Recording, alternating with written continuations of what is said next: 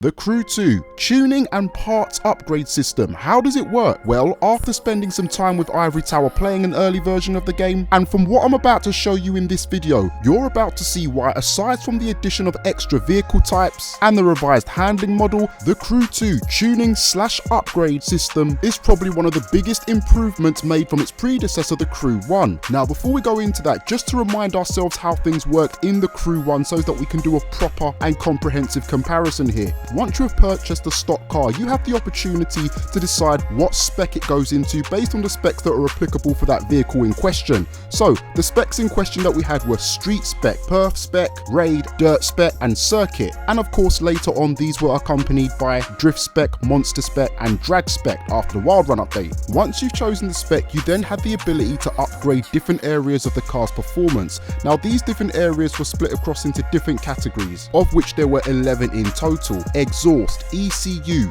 fuel injection, tyres, brakes, suspension, air system, gearbox, motor core, differential and of course weight reduction. Now the way in which you had to upgrade these parts was by participating in different races and different events within the game itself. Point-to-point races, circuit races, mission-based races. There was also the opportunity to win parts through taking part in little challenges, slalom events, high-speed runs, ramp jump events. Each time you completed one of these events, you would end up getting a rank. That rank would either be gold, silver or bronze based on your performance in that event, and it would also dictate the level of part you would obtain. You would then stick that winning part onto your car, giving it a very small performance boost, but only in that one specific category area, as you can see by the example on your screen now. Now, the parts also had little perk boosts attached to them. So for example, you could get a level 40 brake part with an acceleration boost attached. So it's almost like it gives you a dual effect. Now, if I'm not mistaken, there was also the ability to unlock platinum parts as well, but from my memory, I can't remember if that was after you reached the level 1299 or before. One of you guys let me know in the comments. Now the objective was to max out your car by getting all platinum parts, thus achieving your car's maximum overall level, which was originally 1299 when the game was released, but later on got pushed to 1499. Now that is a very quick summary as to how the Crew 1's upgrade / tuning system worked. Now there were definitely some problems with this. The first is, well, tuning in itself. There wasn't really a tuning system whatsoever. You see, as I mentioned earlier on, some of the all of the parts I should say, would always come with a different perk. So the way in which you would, tune your car would be to choose the appropriate part with the relevant perk that you need for the situation that your car's about to be in. So for example, if I was going to be on a circuit with loads of twists and turns and I was in a Pagani Zonda, I would sacrifice top speed for acceleration. So if I've got an engine part of a speed boost, I would go back into my inventory and switch it for an engine part with an acceleration boost. And maybe if I had an exhaust part with a speed boost, I'll swap that for an exhaust part with maybe a brake boost to help me when going into tight corners. The problem here is that that was never actually advertised as tuning your car, and because there was no actual dedicated tuning menu or tuning setup screen, this method was overlooked by a majority of players who instead just focused on attaining top max level, which conveniently leads me on to problem number 2. Considering that you only unlock one part every time you win a race or finish an event, with there being 11 different component types for your car that are all separated and categorized into gold, silver, bronze and platinum across all level types, the amount of time you'd have to invest into ensuring that you got all platinum parts for all 11 components for some people was just not feasible, especially when you take into consideration there are times where you end up getting duplicate parts or parts that are weaker than what you've already got, or even worse, you may not even unlock a part. You may find yourself unlocking a stupid sticker, a pointless vinyl of some sort that is of no use to your car's performance whatsoever, and that having spent about half an hour doing a ridiculously long race. But things didn't stop there, it got even worse than that, because if you take into consideration that you could start off with a car level sometimes as low as 300-400 depending on what level spec kit you put on, to grind all the way up to 1499 with all of the obstacles in front of you that I've just mentioned. It was a nightmare for some people. If you're a casual player, upgrading your car in the Crew 1 was a nightmare. It was a headache, and the tuning system, it wasn't a tuning system, it was glorified part swapping. So moving on to the Crew 2, let's take a look at how they've changed things. They've abolished the existing spec system and replaced it with 4 separate categories. These are known as freestyle, street racing, pro racing and off-road. Now obviously, as this is a pre-release version of the game, there could be more categories added, but these category types actually act as families, of which house various disciplines. So within the street racing family, you've got a group of cars that belong to actual street racing itself. You've also got a group of cars that belong to drifting, and I need confirmation on this because I can't remember, but I think you've also got like a supercar and maybe even a hypercar family as well. I need to go back and look at my captured footage for that one. But for now, don't worry if those last two are incorrect, as I'm just going to use them as placeholder names for the sake of this explanation. Now, if you look at the Mazda MX-5, you can see that this is obviously a car which is part of the street discipline. Now, the maximum performance level, as you can see, is a lot lower than 1499. Now, here's the thing, you actually have an avatar level as well, okay? So your in-game character has their own ranking system, starting off with anonymous or novice, I think it is, going up to rookie, professional, something along those lines. Now, I need you to hold on to that information for a moment because we're going to come back to it as it's quite important. Also, unconfirmed, but I suspect that the max level of your car will rise, or in other words, the level cap will start to increase the higher your individual character rank becomes. But as I said, that's unconfirmed and it's just my educated guess. Interestingly, we've got some other parameters here. Obviously, we've got the top speed and we've got the horsepower levels. But the most intriguing of all is this handling level. As you can see, it's an actual meter, giving you an indication of how much skill is required to drive that car. And as you can see, as we switch to the Shelby and as we switch to the Aventador, that meter obviously is getting higher and higher. The MX-5, for anyone who doesn't know, is actually one of the world's most easiest cars to drive with its perfect 50-50 weight distribution. A muscle car is always going to be difficult to drive due to how heavy it is, and the Aventador being a supercar, that amount of power and speed and ferocious acceleration, obviously you're going to need to have a decent level of expertise to handle and deal with the quick response times. So how does this all relate to upgrading and tuning? Well, first what we need to do is take a look at the components that are available for upgrading. And as you can see, they have drastically lowered the amount of component parts available here. Now we've got brakes, gearbox, ECU, motor core, exhaust, suspension, and tyres. Now the way in which you go about upgrading these individual components is exactly the same way as you would in the Crew 1, except for one key difference. Watch this.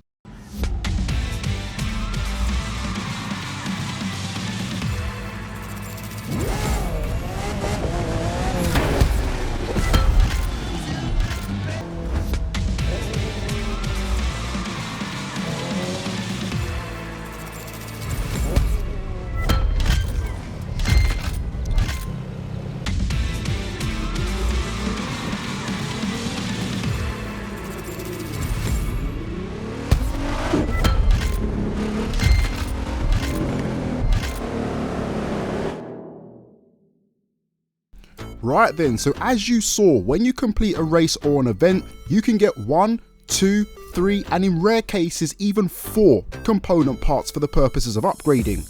Now these component parts obviously have got perks on the same way as they did in the Crew 1, however, once again, things have been taken up another notch. Take a look at this. The parts available are colour coordinated based on their rareness. So green is for common, blue is for a rare part, purple is for an epic part. Now at this stage I'm not sure if there's a level above purple, that remains to be seen. Now as you would expect, those parts fall into a ranking system and give different levels of advantages to your car based on the colour they fall into. But the main difference is the higher the grade of part, the more perks are available. Now I keep using the term perk, but the correct term in the Crew 2 is affix, okay? So affix is the correct term.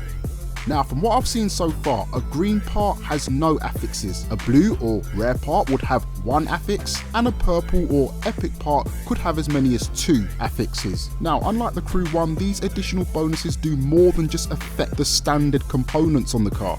For example, if you look at this rare tyre part for the MX-5, the main part itself obviously improves your grip, thus improving your handling, but the affix gives you an increased loop quality by 3.9%.